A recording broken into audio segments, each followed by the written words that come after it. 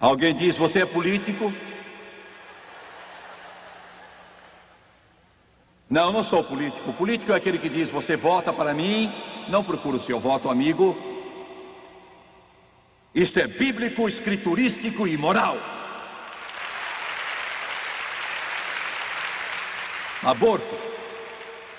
Com a ajuda de Deus, essas leis vão ser abolidas. A decisão do tribunal diz que essas criancinhas não são seres humanos. E é preciso ser muito ignorante para sair com essa.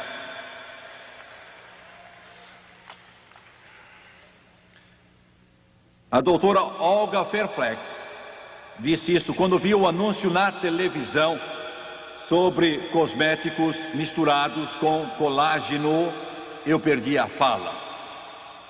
Colágeno é a substância gelatinosa que se acha nos tecidos, ossos e cartilagens. Uma vista de olhos na farmácia local revelou que 10 principais shampoos e 5 cremes de mão continham colágeno.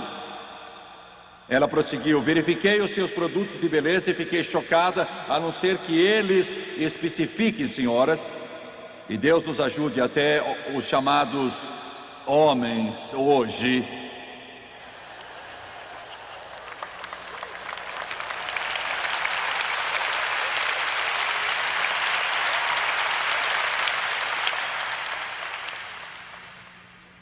Ela disse: a não ser que os produtos digam que é colágeno animal ou colágeno bovino, o produto pode conter colágeno humano de fetos abortados. Até colágeno tirado da placenta humana levanta dúvidas a respeito da vida e propriedade da placenta. Uma carta dos cosméticos Mary Kay salienta que todo o seu colágeno vem de animais.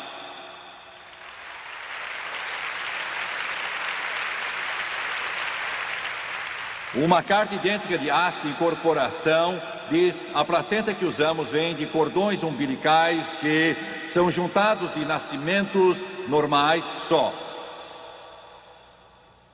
E visto que há 1,5 milhão de abortos todo ano, há uma fonte abundante de fetos para uso comercial. Obtém-se o lucro tríplice, disse ela. O primeiro vem de abortos calculados em $500 milhão ao ano pela revista Fortune. O segundo lucro vem da venda dos corpos de crianças abortadas. O terceiro lucro vem de fregueses e suspeitos que compram cosméticos contendo o colágeno de fetos humanos. Ouço só: corpos de crianças vendidos em sacos a $25 cada ou por quilo. A venda de abortos realizados no Hospital Municipal de Washington deu o lucro de $68 mil durante o período de 10 anos. O dinheiro foi usado para comprar televisões e lanches para professores visitantes. O que é que eles faziam com os fetos antes de descobrirem que podiam tirar algum lucro com esses fetos? Os depósitos de lixo de Richmond, Virgínia, diminuíram a quantidade de lixo.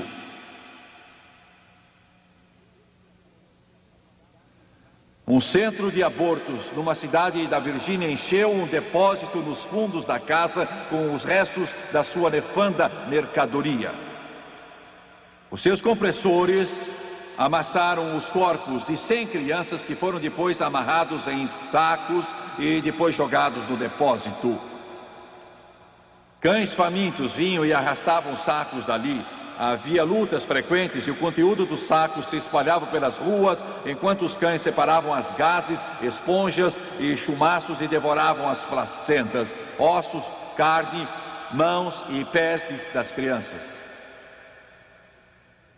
Em Odessa, Texas, a lei 69-91 proíbe colocar um animal morto no monturo. Mas isso não impediu que os aborcionistas depositassem enormes sacos plásticos cheios de detritos contendo crianças abortadas no depósito de lixo antes de fechar toda noite. No Velho Testamento, crianças eram queimadas no altar de Baal. Agora elas são jogadas com o resto de lixo ou queimadas em fornalhas em locais apropriados. Em Cincinnati, um desses matadores deixava sair uma fumaça densa da chaminé. Uma recordação de Auschwitz, Buchenwald e Treblinka, dos nazistas. Quando chamaram bombeiros, disseram: estão queimando crianças, como se fosse uma rotina. Alguns pesquisadores dizem que a razão pela qual precisam fazer investigações em fetos é que são humanos, não animais. O Supremo Tribunal não pensa assim. Para que não aconteça com o cachorro, 47 senadores em 1904 votaram proteger cães contra os gases venenosos e depois votaram contra a emenda Jesse Ames para que fundos federais não fossem usados com abortos. O melhor amigo do homem ganhou do próprio homem. Com a ajuda de Deus, vamos alijar esses senadores.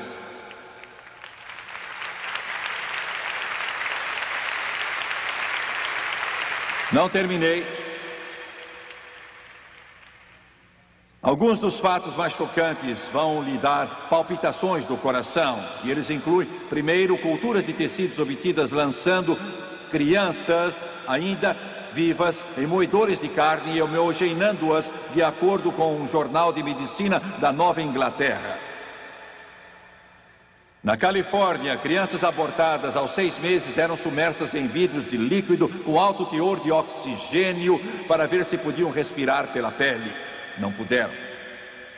Embriões humanos e outros órgãos foram colocados em plástico e então vendidos pelos seguintes preços: cérebro humano $90, um pé $70, pulmão $70. Isso na América. Os fetos abortados do 7º, 8º e 9º meses são removidos intactos. A criança está viva. Pense nisso. O negócio com tecido fetal vivo é de $1 milhão por ano. Uma doação de $600 mil para o Instituto Nacional de Saúde permitiu a pesquisadores abrir uma criança, entre muitos outros, em experiências na Finlândia, sem anestésico, para poder retirar o fígado. O pesquisador disse que a criança estava completa e mesmo secretando urina. Ele negou a necessidade de anestésico, dizendo: uma criança abortada é só um lixo. Alguns tiveram, Deus nos ajude, cabeças cortadas por meio de uma cesariana, corte cesariano e conservada viva por meses. Mesmo a placenta da criança é vendida a 50 centavos. Na Inglaterra, a gordura dos fetos é usada para fazer sabão. Deus nos ajude de novo. América.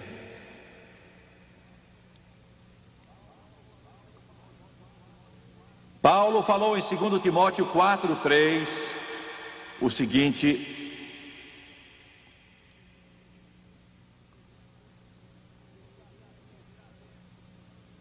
porque virá tempo, isto é, nos últimos dias, em que não sofrerão a sã doutrina, mas tendo comichão nos ouvidos, amontoarão para si doutrinas, conforme as suas próprias concupiscências, e desviarão os ouvidos da verdade, voltando às fábulas.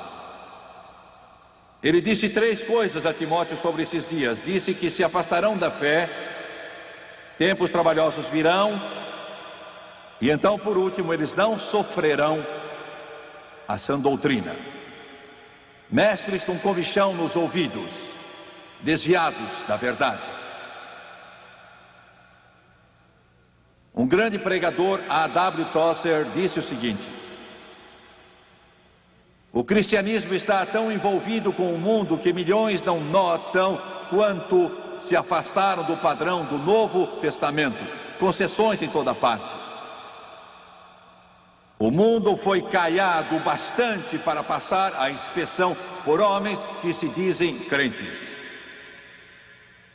E o cristianismo evangélico se vendeu. e está tragicamente abaixo do padrão do Novo Testamento. O mundanismo é parte aceita do nosso modo de viver, a vida religiosa e social em vez de espiritual. Perdemos a arte da adoração. Não produzimos santos, distorce. Nossos modelos são certos homens de negócios, atletas, famosos e personalidades do teatro. Praticamos as atividades religiosas de acordo com a propaganda moderna. Nossos lares se tornaram teatros, nossa literatura é superficial e os nossos hinos são sacrílegos, mas ninguém parece se importar. Muito do que passa por cristianismo do Novo Testamento é pouco mais do que a verdade objetiva adoçada para se tornar agradável ao paladar religioso. Jesus convida os homens a levar a cruz e nós os convidamos a se divertirem. Ele os chama para deixar o mundo e nós dizemos que eles, se aceitarem Jesus, o mundo será deles. E ele os chama a sofrer, nós os chamamos a gozar do conforto que a civilização moderna oferece. Ele os chama à santidade, nós os chamamos a uma felicidade barata, que seria rejeitada com desprezo até pelos filósofos estoicos, sem falar dos apóstolos. Ouçam mais isto. Um novo decálogo, um novo mandamento, foi adotado pelos neocristãos dos nossos dias. E a primeira frase diz: tu não deves discordar. E um grupo de beatitudes que começa: bem-aventurados os que toleram tudo, porque eles não serão responsáveis por nada.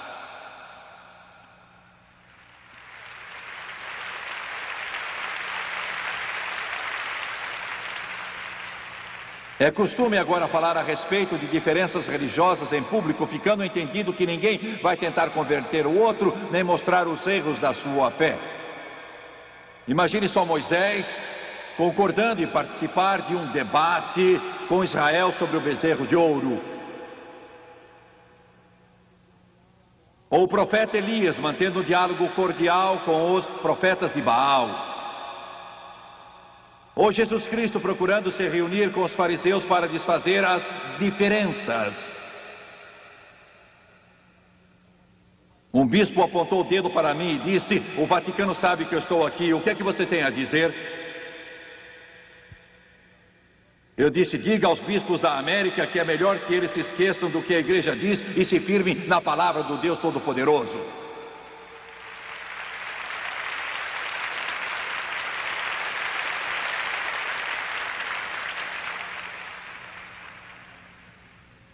O trem parou de repente, era noite. O homem despertou e olhou pela janela, não havia luzes, a lua estava brilhando sobre aqueles campos.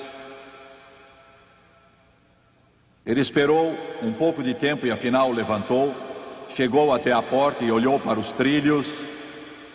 E o chefe do trem, maquinistas e outros estavam num ajuntamento em volta de alguma coisa. Ele foi até lá e então verificou que o trem pegara um homem e cortara suas pernas. Eles arrumaram as pernas como puderam, mas o homem estava à morte.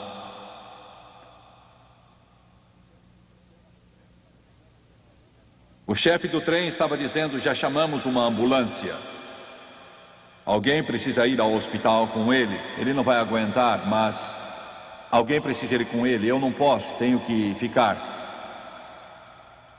O homem disse: eu vou. Apanharam o homem e o puseram na maca quando a ambulância chegou e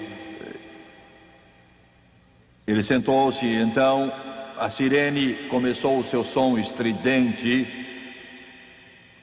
O ferido se mexeu e ganhou consciência. Ele disse: está escuro, cada vez mais escuro. Eu não vou sobreviver, não é, amigo? Não parece nada bom.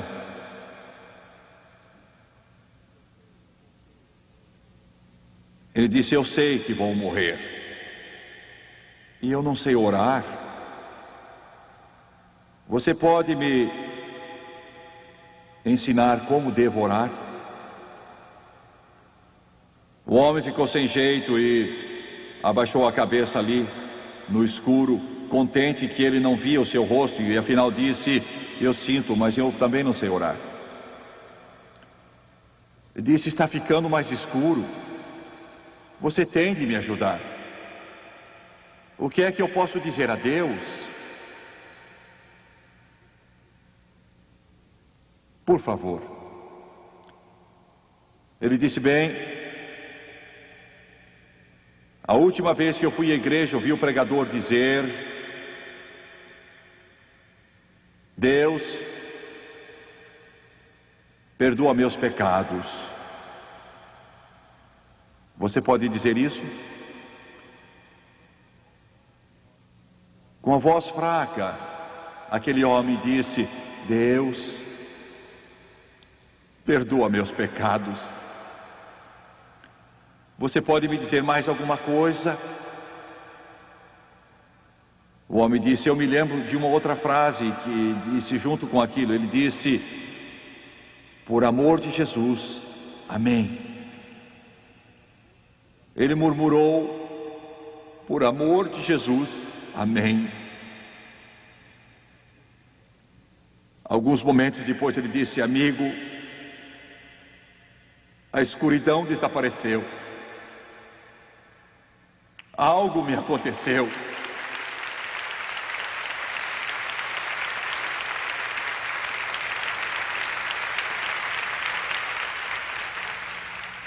Ele morreu nessa noite.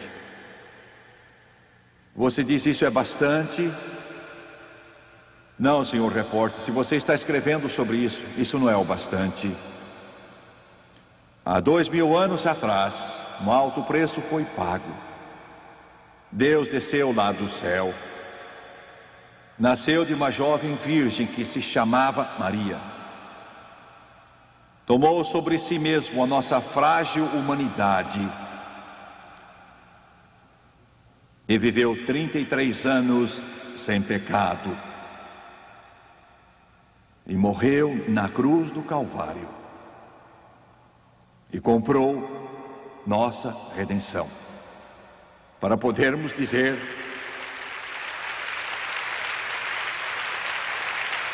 Deus, perdoa meus pecados. Por amor de Jesus, amém.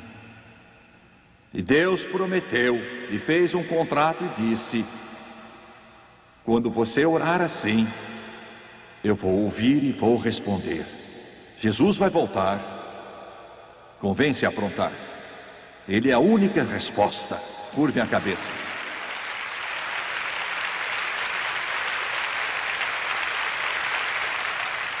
Pai Celestial, depois de dizer estas palavras, hoje, eu te peço, ó Deus, que a tua presença venha tocar este lugar. Toca todo homem, mulher, jovem, criança aqui, hoje. Com teu grande poder, Senhor,